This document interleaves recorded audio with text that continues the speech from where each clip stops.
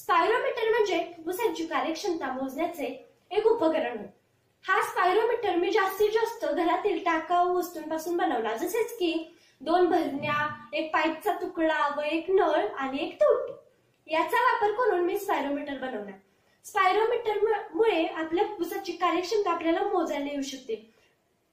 जसेच की आपण उच्छवास, मी याच्यावर उच्छवास लिहिले। उच्छवास म्हणजे आपण दीर्घ एक श्वास घेऊन या भरणीत सोडायचा आहे व स्पायरोमीटर या भरणीतील पाणी वरती येताना आपल्याला दिसेल। पाणी किती वरती आलं हे पाहण्यासाठी मी त्याच्यावर लिटर व मिलीलिटर लिहिलेलं आहे। पुरुषांमध्ये जास्तीत जास्त हे प्रमाण 4.8 किंवा 5.8 लिटर इतके असते।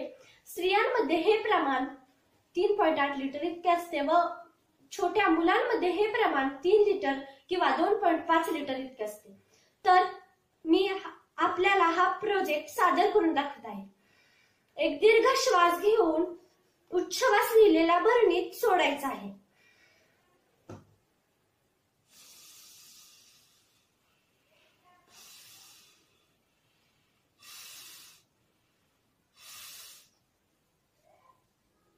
आपल्याला इथं दिसून येतंय की आपण ह्या भरणीत तोंड सोडल्यानंतर पाणी वरती येताना दिसतं।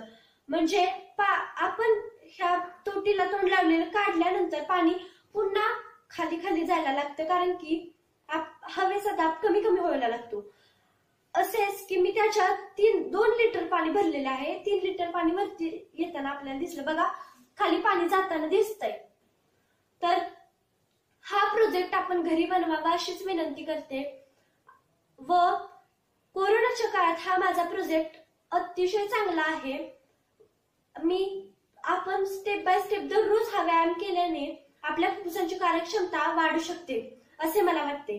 मी पुन्हा एकदा आपल्याला हा प्रयोग करून दाखवते।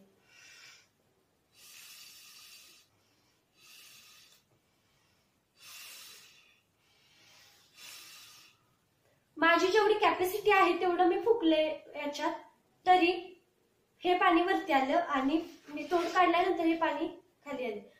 तरी आपण हा प्रोजेक्ट घरी बनवू शकता असा आहे आणि या प्रोजेक्टमुळे आपल्याला असे मला वाटते की कोरोना होऊ शकत नाही आपल्याला। तरी आपण हे